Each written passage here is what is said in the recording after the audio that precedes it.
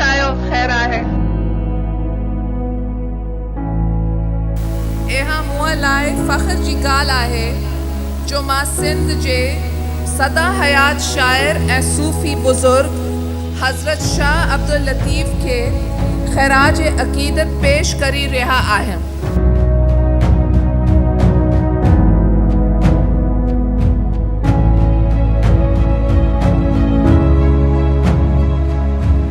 I feel very, very emotional coming back to my country. 4 अप्रैल 1989 को रावलपिंडी के फांसी घाट से अवामी हुकूक का आलम हाथ में लिए मुसलसल जद्दोजहद की अलामत शहीद बेनज़ीर भुट्टो ने जब 18 अक्टूबर 2007 को 9 साला जलावतनी खत्म करके अपने आबा व अजदाद की धरती पर कदम रखा तो उनकी आंखों में खुशी के आंसू थे।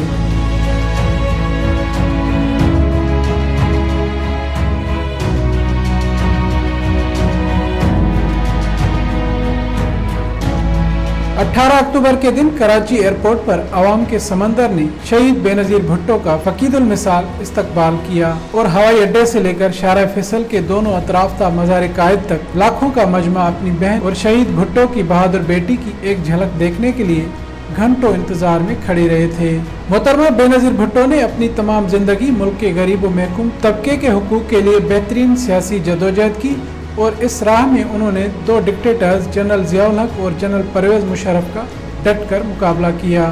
2007 में वतन वापसी के बाद शहीद रानी के साथ न सिर्फ अवामी कुव्वत ज्यादा थी पर माजी के बनस्बत एक बेहतरीन अवामी फलाई प्रोग्राम भी था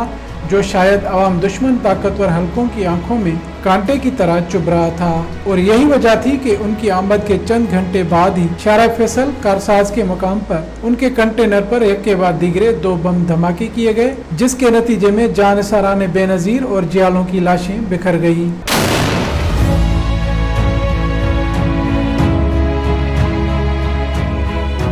वहाँ पर जो मैं मंजर देखा तो उसमें शीरी रहमान निकलती हुई नज़र आई, आबदा हुसैन मुझे निकलती हुई नज़र आई। एक सफ़ेद कलर की जो है कार आके रुकी ट्रक के पास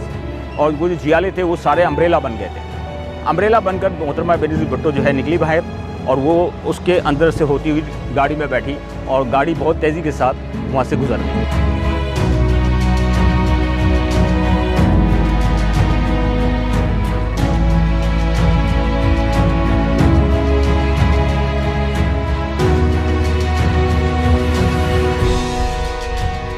जमहूरियत अवाम और बेनज़ीर दुश्मन अनासिर ने इस बुज़दिलाना हरकत से ये समझा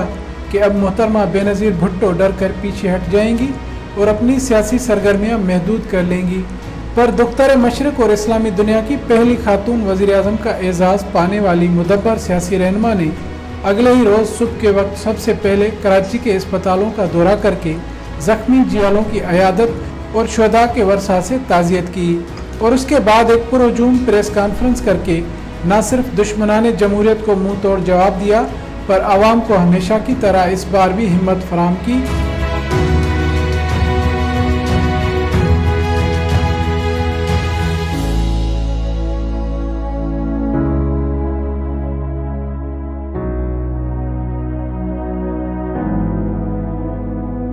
मैं आपके सामने अहद करती हूँ कि हम इस मुल्क को बचाएंगे, हम जमहूरियत को बहाल करेंगे, हम एक अवामी राज ले आएंगे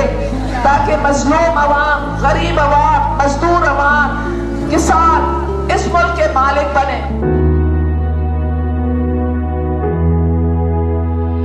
मोहतरमा बेनज़ीर भुट्टो ने उसके बाद सिंध के तमाम बड़े शहरों के तूफ़ानी दौरे किए और कराची, हैदराबाद, सखर, लाड़काना, मीरपुर खास और नवाबशाह समेत दीगर शहरों के अवाम से वोट देने का वादा लिया। शहीद रानी जलावतनी खत्म करने के बाद 2.5 माह तक अपने मुल्क के गरीब अवाम के साथ रहीं और खुदकुश धमाकों के बदतरीन अयाम में भी वो बिला खौफ व ख़तर अवाम का हौसला बढ़ाती रहीं, जो बात अवाम दुश्मन कुव्वतों की शिकस्त के मुतरादिफ थी और ताक में बैठे बुज़दिल दहशतगर्दों ने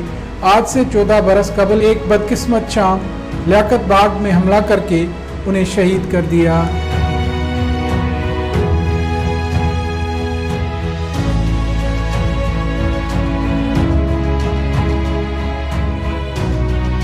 अगरचा मोहतरमा बेनज़ीर भुट्टो को 14 बरस पहले अवाम से जिस्मानी तौर पर जुदा कर दिया गया, पर उसके बावजूद इनकी सियासी जदोजहद और अवामी हकूक़ के लिए अदा करदा उनका किरदार, उनकी दी हुई लाजवाल कुर्बानियाँ आज भी दीगर सियासी रहनुमाओं के लिए मशाले राह हैं।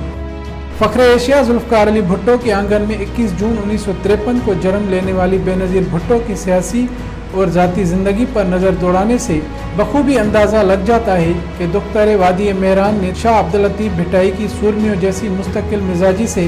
मुसलसल दुख और तकालीफ उठाई।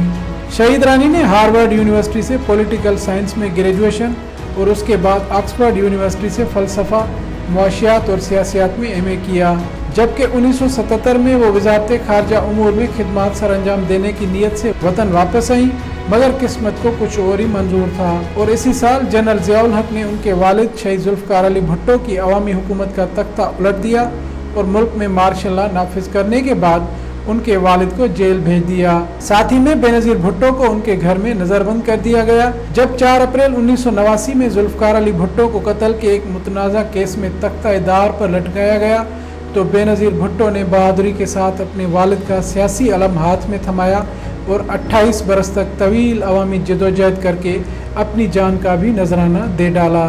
14 अगस्त 1983 से MRD के प्लेटफॉर्म पर भरपूर अवामी जदोजहद का आगाज़ किया गया। 1984 में बेनज़ीर भुट्टो को जेल से रिहाई मिली, जिसके बाद उन्होंने 2 साल तक बरतानिया में जलावतनी की ज़िंदगी गुजारी। इसी दौरान पीपल्स पार्टी के रहनुमाओं की जानिब से उन्हें पार्टी का शरीक चेयरपर्सन मुंतखब किया गया। 1987 में वो जलावतनी ख़त्म करके जब लाहौर आई तो अवाम के समंदर ने उनका इस्तकबाल करके डिक्टेटर जनरल ज़िया की नींदें हराम कर दी थीं। इसी साल मोहतरमा बेनज़ीर भुट्टो आसिफ अली जरदारी से रिश्ता उज़दवाज में मुंसलिक हो गई और सियासी जद्दोजहद भी जारी रखी। 17 अगस्त 1988 में ज़ियाउल हक के तैयारा हादसे में मारे जाने के बाद मुल्क की सियासी सूरत-ए-हाल यकसर बदल गई और सेनेट के चेयरमैन गुलाम इसाक खान को कायम मुकाम सदर बना दिया गया, जिन्होंने 90 दिन के अंदर इंतखाबात करवाने का ऐलान किया। 16 नवंबर 1988 को मुनक़िद करदा आम इंतखाबात में पीपल्स पार्टी सबसे ज़्यादा नशस्तें हासिल करने में कामयाब हुई और शहीद बेनज़ीर भुट्टो ने 2 दिसंबर 1988 को महज 35 बरस की उम्र में इस्लामी दुनिया की पहली खातून वज़ीर-ए-आज़म की हैसियत से हलफ उठाया। अगस्त 1990 में 20 माह के बाद सदर इसाक खान ने करप्शन के इल्ज़ामात लगाकर शहीद बेनज़ीर भुट्टो की हुकूमत को बरतरफ कर दिया। 2 अक्टूबर 1990 को मुल्क में नए इंतखाबात हुए, जिसमें मुस्लिम लीग नवाज और बेनज़ीर हुकूमत की मुखालिफ जमातों ने इस्लामी जमहूरी इत्तेहाद के नाम से अलायंस बनाया और इंतखाबात में अक्सरियत हासिल की। इन इंतखाबात के नतीजे में मुस्लिम लीग नून के सरबराह नवाज शरीफ वज़ीर-ए-आज़म बन गए, जबकि मोहतरमा बेनज़ीर भुट्टो कायदे हिज़्ब इख्तिलाफ बन गईं। 1993 में सदर गुलाम इसाक खान ने नवाज शरीफ की हुकूमत को भी बदउनवानी के इल्ज़ाम में बरतरफ कर दिया, जिसके बाद अक्टूबर 1993 में आम इंतखाबात हुए और बेनज़ीर भुट्टो ने एक मरतबा फिर वज़ारत उज़्मा का ओहदा संभाला। सितंबर 1996 में वज़ीर-ए-आज़म बेनज़ीर भुट्टो के भाई मीर मुर्जा भुट्टो के कत्ल के वाक़े के बाद पीपल्स पार्टी के अपने ही सदर फारूक अहमद लिगारी ने बेअमनी और करप्शन के इल्ज़ामात लगाकर उनकी हुकूमत को बरतरफ कर दिया। शहीद बेनज़ीर भुट्टो पाकिस्तान में आमरीत के खिलाफ तवील जद्दोजहद के बायस 3 दहाइयों तक पाकिस्तान की सियासत पर शाही रही। आज 14वीं बरसी के मौके पर वादी मेहरान से गिलगित बल्तिस्तान तक उन्हें खिराज अकीदत पेश किया जा रहा है, क्योंकि शहीद रानी अवाम के दिलों में आज भी जिंदा हैं और ता क़यामत जिंदा रहेंगी।